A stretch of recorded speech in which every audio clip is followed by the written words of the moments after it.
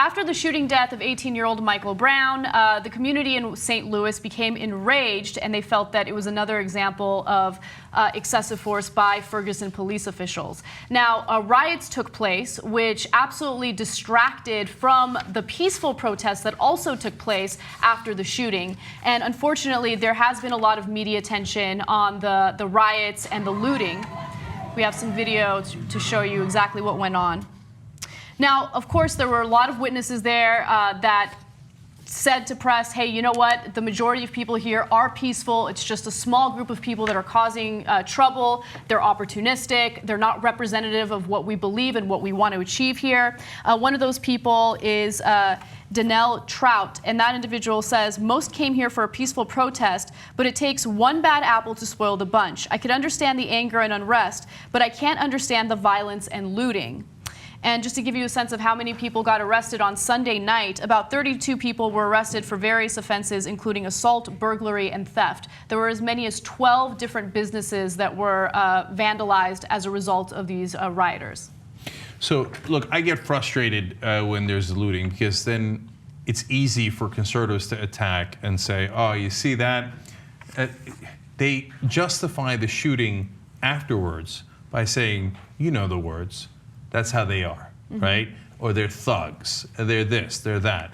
And it helps them make their case when it is a few number of people. The residents all said, we didn't even recognize them. They looked like they were out from outside the area, right? I don't know, we'll find out if that's true or untrue. Those are, you know, just a couple of eyewitnesses at the time. Could be that other people did recognize them. But it's important to understand that this kind of quote-unquote rioting doesn't happen in a vacuum. Right. So if it's the first time, like for example, I grew up in a suburb of New York. It was a lovely suburb. We didn't really have much problems, okay? If somebody had get killed in that suburb, there's no way they would have been rioting. You know why? Because there's no history of being people killed in that suburb by the cops, right? There's no history in that particular area of the cops constantly oppressing the community. If there was, well, then things would be in a situation where stuff like this can get ignited. And of course, that's not to excuse the rioting that's taking place. Again, that rioting is directed toward businesses that are completely innocent, and it totally distracts from the message that you're trying to send. I mean, look, I don't know what the objective is of the people that are going around vandalizing these businesses. There could be few individuals who are really frustrated with the situation and they're letting it out in this way. There could be people who see this as an opportunity to go into a business and just steal a bunch of stuff. But the reality is they're not representative of the community. I hate that the mainstream press decides to focus solely on them as opposed to the real issue here, which might have to do with institutional racism, which might have to do with racial profiling, which might have to do with the fact that police in this area are using excessive force, especially when it comes to an 18-year-old who's unarmed. And by the way, whatever happened to non-lethal weapons? Don't cops have non-lethal weapons? Don't they have tasers? Don't they have, you know, other ways of handling situations? Why is it that they immediately go to their lethal weapon? Why do they shoot first? You know, they make the ironic excuse, well, I couldn't mace him from 35 feet away. So instead of chasing him, I decided to shoot him and kill him. It's amazing. Okay, so look, of course, the check cashing store, the boutique, the small grocery store, the sporting goods store, the cell phone retailer, they got nothing to do with any of this, right? They're not the cops. They didn't do it. I'm sure they're probably owned for most part by small business owners from that community. So it's just so senseless. But, you know, here we got a picture of one of the guys that did the looting. And we knew that it was going to be an issue. I said it right in the morning when we were doing the production meeting, that they're going to use this as an excuse to then turn around and say, you see that, this is what they're like, this is what they wanted in the first place, etc. So he's doing the looting, he's grabbed a bunch of stuff from that convenience store, and he's got his pants hanging down, right? So, I mean, the Fox News audience loves this. This is... So they could all nod their heads and go, yeah, you see it, you see. But that's not the guy who got shot. That's not the guy who got killed. That's the guy who's screwing everything up. Yes. Okay? Yeah. And what I wanted to say is, look, do it like the civil rights protesters did back in the day. You're going to do a protest, wear the I am a man, signs, and go out there and do it the right way.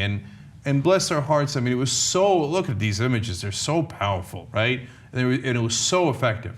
But now, you want to know what the overwhelming majority of protesters who did nothing violent at all in this scenario were chanting? they were chanting, "We are Michael Brown, don't shoot me, and no justice, no peace." So the overwhelming majority of the protesters did the exact right thing. Absolutely. And a couple of guys screwed up for everybody.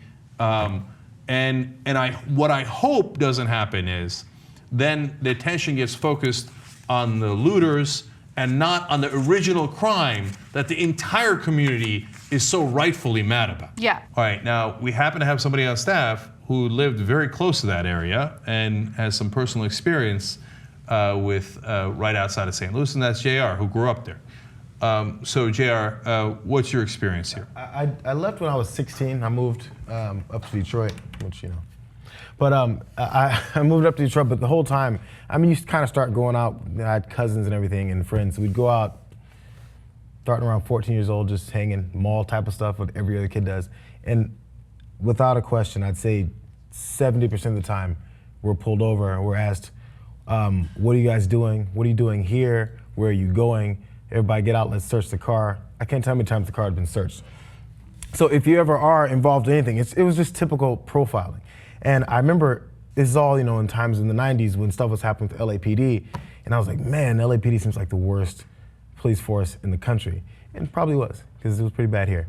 And once I got here, I was like, oh man, I grew up with the St. Louis County Police, and they're horrible. And I was really expecting LAPD to be what we had seen growing up, and they're nowhere near as bad as St. Louis Police had been. I mean, I don't know if things changed, and they said things did change. There was a big change with LAPD after all that went down, the multiple riots.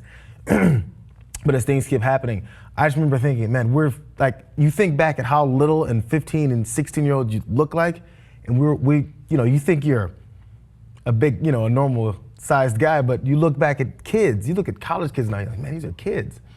And I don't understand the thought process that goes into, let's pull these 4 kids over in this Toyota Tercel and search the car because there's something we're looking for. They have nothing else to do.